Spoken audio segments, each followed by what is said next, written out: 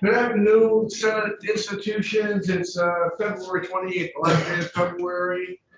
We are honored to have today with us Richard Tate, Vice President and CFO of the University of Vermont. And he's going to go down through Section 7 for us. Deferred Maintenance and Capital Project Short-Term Plan for UVM. Richard, great to have you here. Good to be here. Remember that I don't know if Senator Renner is trying to get on. I'm just trying to Okay. consider another one. So. Okay. How are you? I'm well. Good to see you. Good afternoon, all. For the record, Richard Tate, Vice President of Finance and Administration at UVM. I had given you a piece to look at here while I talk. This is very brief references. That's what we like to read. We're trying to keep it short and sweet. And some of you have seen some of this before anyway, but the pictures on the page after the title page are really just representative of our buildings. We have a lot of older buildings. 2/3 of our inventory was built before 1974. So we end up with a lot of deferred maintenance. We've got some buildings that are 150 years old and more. So what we do with the capital money we get from the state is to plow it all back into deferred maintenance on these buildings. On occasion, it may be one project that's a $2 million project, and other times we split it up amongst a number of smaller projects. It really depends on what the need is at the time. We greatly appreciate what we've been getting. If you go to the next page of the bar graph, the blue graph is the amount the state has provided us over the years. The green is additional money that we've put into the work. On average, in a perfect world, we'd be driving about $30 million back into our buildings annually. We just don't have the money to do that in most cases. On occasion, we do borrow money and may do a replacement project, or in some cases, a major renovation. And that's what happened in some of the years where you see the borrows going up over a $30 million mark. In other years, we haven't been able to do that, but we have still, each year, made a major effort to keep it going in good shape. All in all, I feel our buildings are in pretty decent shape for the amount of money we've got to invest in them. The team does a really good job. Our own folks do a lot of the work. In some cases, they contract for it. But I've been on a number of other campuses and other places, and the buildings are not in as good a condition as what you has. You're building a new building right now. You're building a new building. Yeah. So what we're doing right now is a couple of things. In one case, the Hills Agricultural Science Building that was originally built in 1950. We're doing a complete rehab of that. The other work that we just finished up was some major work in the athletics facilities in terms of recreation for all the campus community as well. We've got a couple things on the deck, but right now the arena at the athletic center is paused at the moment. We're trying to figure out funding for that. So a little bit of everything going on. Did you get, I know that we as a state got pummeled with the HVACs and all the air handling systems and all that. Did you guys get to experience all that as well? Yeah, yes. Yeah. So we invested quite a bit over the COVID times and boosted some of the funding we got for that purpose. Again, especially in a 150-year-old building, it's tough to do. Yeah, we at one point we were asked by the Senate a couple of years ago to bring forward a proposal for one-time funding for HVAC systems. But that didn't fly. We didn't have enough available. So, but we did what we could with our own money. Yeah. So, the bottom line is that we have about 5.4 million square feet of buildings, and we dedicate as much of our reform resources to their repair and maintenance as we can.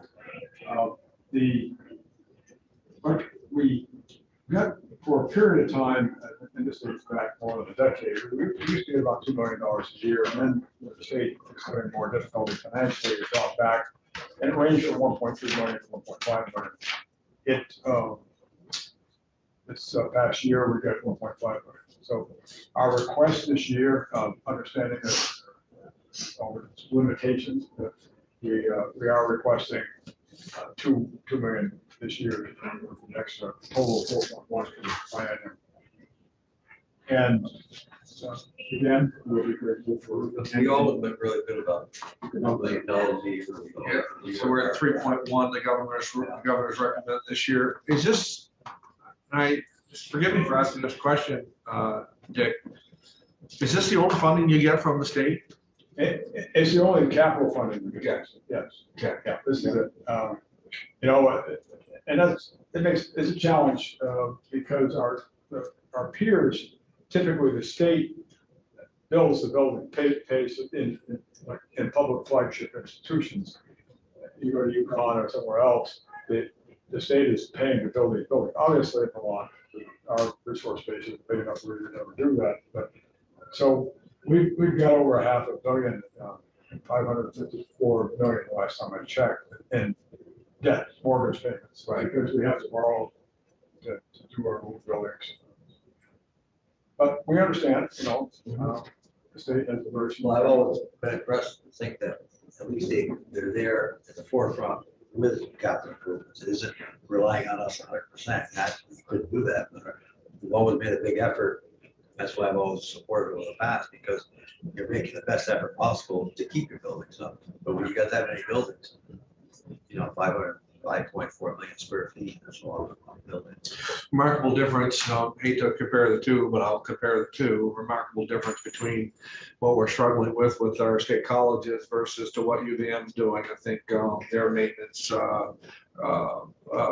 needs this year for about 2 million, and they probably have as many buildings. So the fact that you guys are up over 30 million to keep ahead of it, we'll applaud you for that. So for sure. And the funding requests are somewhat different than what we're seeing between what you are and the state colleges. We always have hoped, and we've pushed them for the colleges, for the state colleges, which we're been happy with their progress. They're going through a little rough time right now with some of the decision processes that they're making, but we've always hoped that they could get to your level at some point in time. We'd like to see that.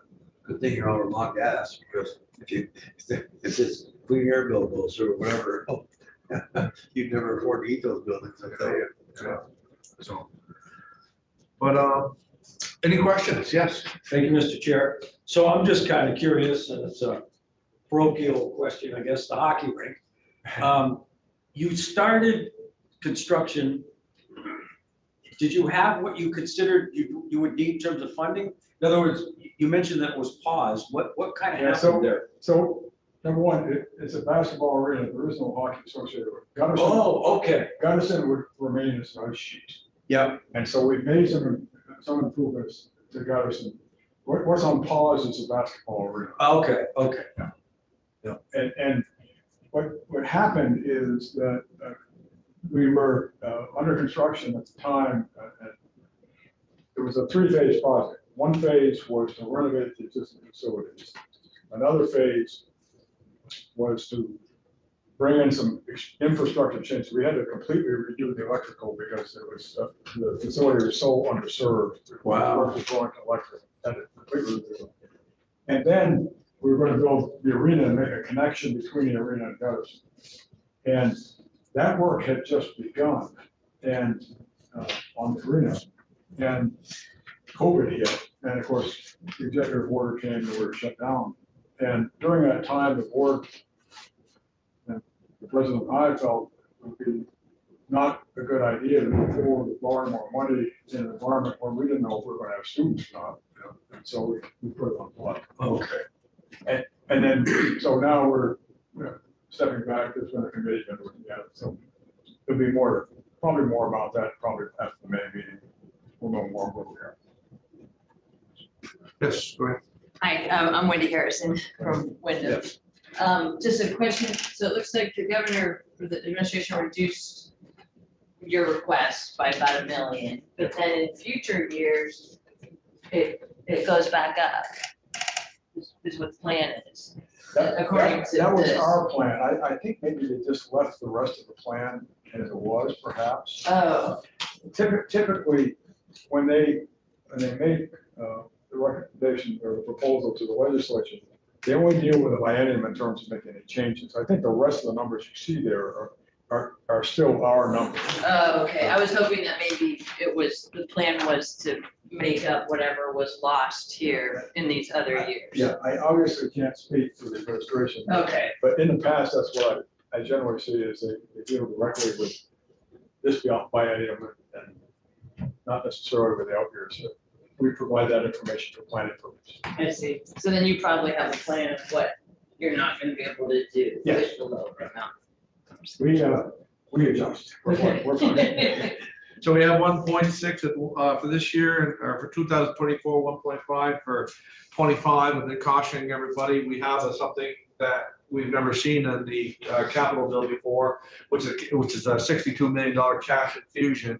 I could say that, as you know, Dick, cash sometimes is a pretty dangerous thing around when you've got other people that got a need for it. But you're in the bonded dollars amounts of what we're going to bond for. So I would say that money is pretty safe.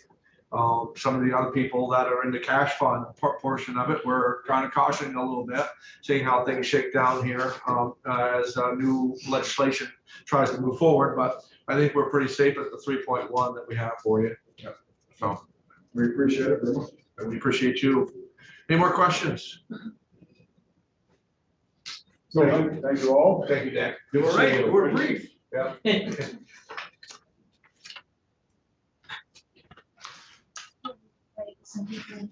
No, we'll talk to you maybe a little bit. Maybe we can go offline for a second.